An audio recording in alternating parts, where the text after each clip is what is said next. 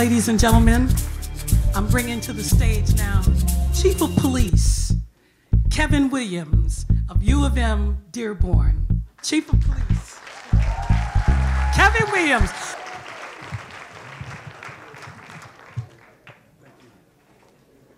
I was headed to the bathroom and I ran into somebody that recognized me and they hugged me and they said, "Well, you packing?" And I said, "Yeah, I'm from Detroit."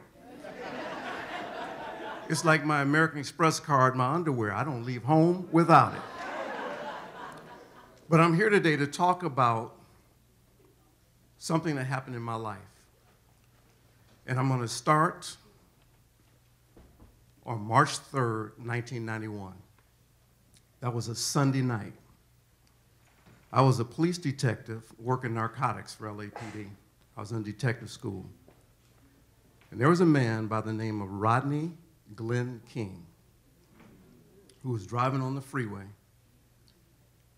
and the California Highway Patrol got behind him, and a pursuit started, and then the Los Angeles Police Department took over. And at the termination of that pursuit out in the San Fernando Valley, Rodney, with a carload of people who got out, none of them were engaged with the police, none of them got beat, but Rodney had not seen that Chris video, How Not to Get Your Ass Kicked by the Police. And so, as many of you know, he got beat up real bad. He got hurt really bad. His eye socket was broken. He got put in jail. A lot of people were pissed off because they saw the video. But I'm here to tell you about some of the things that you didn't see or didn't know about. Because actually there were two videos.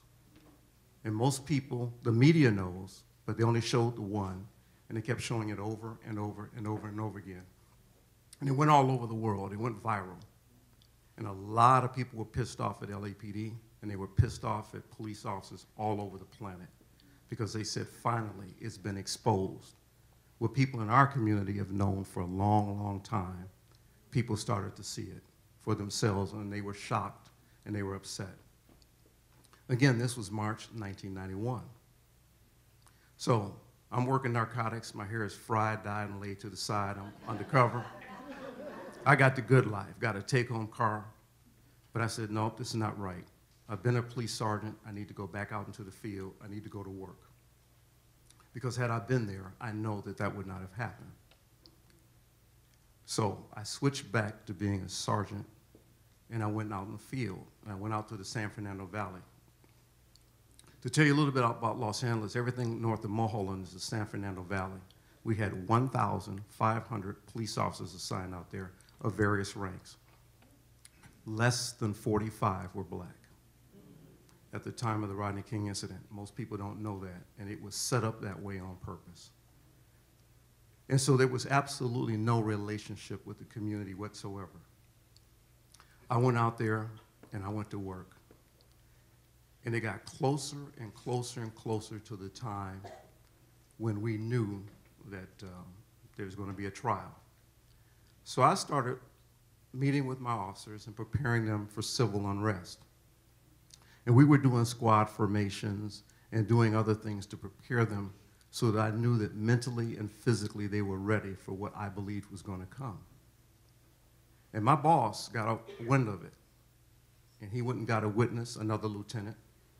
And they came to me and they said, my boss said, "What are you doing?" And I explained to him that I was trying to get my officers ready. He said, "Ready for what?" I said, "There's going to be civil unrest." He says, "No, they're not. It's not going to be any problem at all. As a matter of fact, you see this lieutenant right here?" And I said, "Yes." He says, "I am giving you a direct order with this witness that you shall not prepare your officers for civil unrest because you're just exciting them and you're inciting them. There's never going to be a problem." And I said, "Listen, I'm from Detroit, okay? I was there in 1967 for the riots. I was there April 4th, 1968 when Dr. King was killed and there were riots. And I was there in 71 when there was a shooting at Bob Bolton's bar. And I was there for that riot too. I've lived through 3 riots. We got people calling KJLH, which is Stevie Wonder's station, front page in the morning, telling the community that it's going to get buck wild if those officers don't get prosecuted and go to jail. I said, and I told them, I says, I've been in this business a long time. I've been in law enforcement since 1978. I can read the community because I'm a part of the community. I understand the community. My family lives in the community. And the community is saying it's about to hit the fan. And so I'm thinking, well, two's going to get convicted. There's no way that there's going to be 4.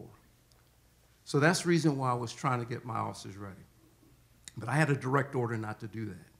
So I said, sir, I understand a direct order. I will not be insubordinate. I will not prepare my employees for civil unrest. Can I take a vacation? And they said, sure, you can leave right now. And I said, no. I want to wait to take my vacation when the trial is finished and it goes to the jury. So he said, okay, no problem, because it's not going to be a problem. I said, great. So the next day I get to work and I start preparing my employees for environmental issues like earthquakes, flood, famine, telling them to get ready and having extra food and clothes in their vehicles, and my bosses were pissed, but they knew that they could not stop me from preparing my people for emergency preparedness. And then we get to about April. I don't remember if it was March, if it was April. It went to the jury. The case went to the jury. And I ran in. And I said, can I take my vacation now? And they said, yes. I said, okay, I'm leaving today. I'm going to Canada. And they said, what? I said, yeah, I'm going to Canada. I'm leaving the country because I don't want to get embarrassed when nothing happens. So I want to be a long way away from here so I don't have to live through the shame of nothing happening. So I get on an airplane and I fly back to Detroit. And on April 29th, 1992, I'm at the border and I walk in because I'm going to check my gun because you can't take a gun to Canada legally. And so I take my gun, I go to drop it off. And I show him my badge. And he said, Los Angeles Police Department, aren't you going in the wrong direction? I said, no, Canada's that way. I'm going that way. And so they said, no, but didn't you get called back? And I said, called back for what? And they said, you don't know. I says, no what? They said, the verdicts came back. I said, okay, 2 guilty, 2 not guilty. They said, 4 not guilty. I said, turn on the TV. And I remember Customs and Border Patrol agent, I remember she had on red fingernail polish. And I remember her reaching up and turning on the television, because back then they didn't have remote controls. And all I saw was fire and looting. And they said, okay, you're going back to LA, right? And I said, sure, I'm on vacation. They told me nothing was going to happen. I'm going to Canada. So I go to Canada, and I go to my sister-in-law's house, and I go in, and I take off my shoes, and I put my feet up on her coffee table, and I get myself a couple of pillows, and I turn on CNN International, and I'm watching.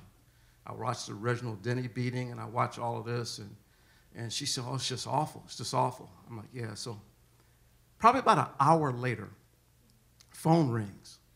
Now, I'm going to answer the phone at my sister-in-law's house. It's not my house, not my country. You answer your phone. So she answers the phone, and she says, Kevin, she said, phone's for you. I said, so, okay, who is it? My wife, your sister Laura? She said, no, some guy named John. I said, first of all, I don't know any John in Canada, and secondly, I didn't give out your telephone number. It must be a wrong number. She says, no, he asked for you. So I said, okay. And I pick up the phone. I say, hello? He says, Kevin? Yes, sir. This is John Mutz. Yes, sir. He said, Kevin, we need you back. I said, we? Who the hell is we? These two misfits, okay, they told me wasn't going to be any problem. Who's we? Hell no, I'm not coming. I'm on vacation. and you can't make me come back. So he said, Kevin, we need you to come back. I said, I'm not coming back for we. He said, Kevin, I need you to come back. I said, sir, I respect you and I trust you. If you are asking me to come back, Captain, I'll come back. He said, yeah, Kevin, we need you to come back. I said, yes, sir. I said, I'm coming back. He said, okay, we need you to come back right away. I said, yes, sir, I'll do that. Hang up the phone. I said, Sandra, can you give me another pillow? She said, didn't you just tell your commanding officer that you were getting? I said, yes, I did. And yes, I'm going back. I said, but when I get back, I'm not going to be able to go home. I'm not going to be able to see my family. I'm not going to be able to see your sister. I'm going to be working, working, and working. And so she said, well, don't you have to go home and get clothes? I said, I already have all of that in my car. I already knew what was happening. I said, so I'm going to get some rest. Don't set an alarm clock. I'm going to sleep till I wake up. And then when I wake up, I'm going to go to the airport. She said, well, isn't it going to cost you money to change your flight? I said, ain't nobody going to L.A. There's not going to be any problem with me getting a flight going back to L.A. So I go to sleep. I don't know how long I slept, but I woke up. I felt refreshed. I hugged her, kissed her on the cheek, said, Sandra, I'll see you later. I got to go back to work.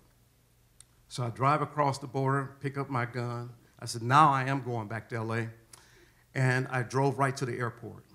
I turned in my rental car, and I got up to the kiosk, and I said, hey, I'm a Los Angeles police officer. I need to go back. I've been called back.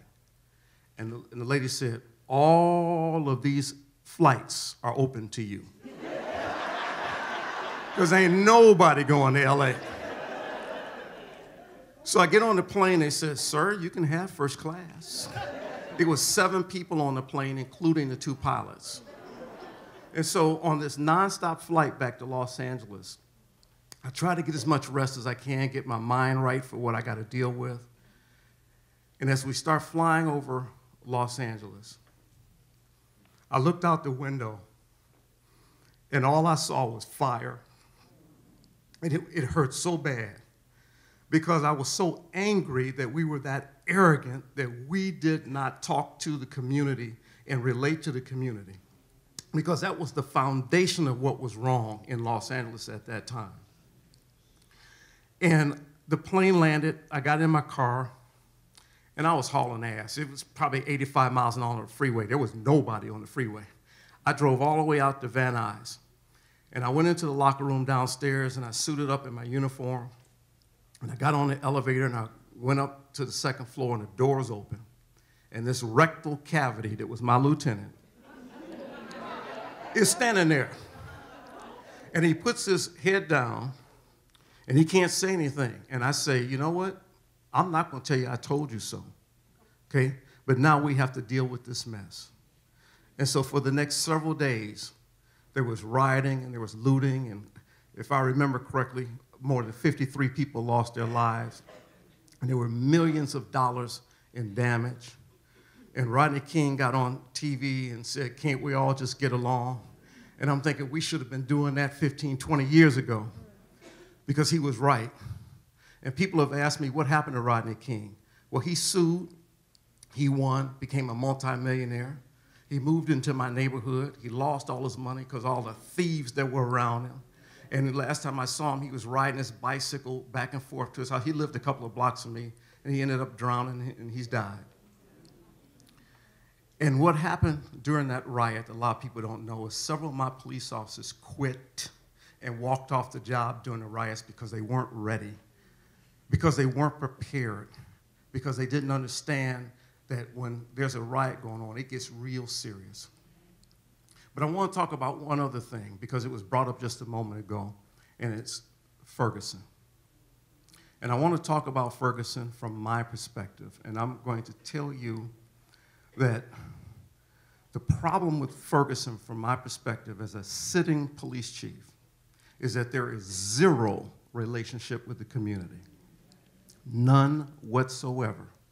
If you think about what you've seen on TV the last few days, when the governor appointed a captain from the state police to come in, He was walking with people in the community because he knew those people in the community, because he was from the community, and he could relate to people in the community. If you listen to your current police chief, James Craig, who's a friend of mine I've known for over 40 years, he's constantly talking about relationships with the community. That's what he's talking about all the time, and requiring his officers to build strong relationships with the community. Somebody else I want to acknowledge that has that same mindset. There's a man sitting right over there. His name is Garland Hardiman. He's the former city councilman in Inglewood.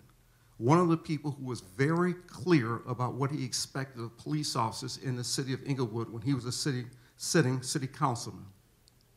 We here, we out there on the internet, we on this planet must demand of police that there be legitimate relationships with the community, because if we don't, we're going to continue to have the problems that we've had before. Thank you.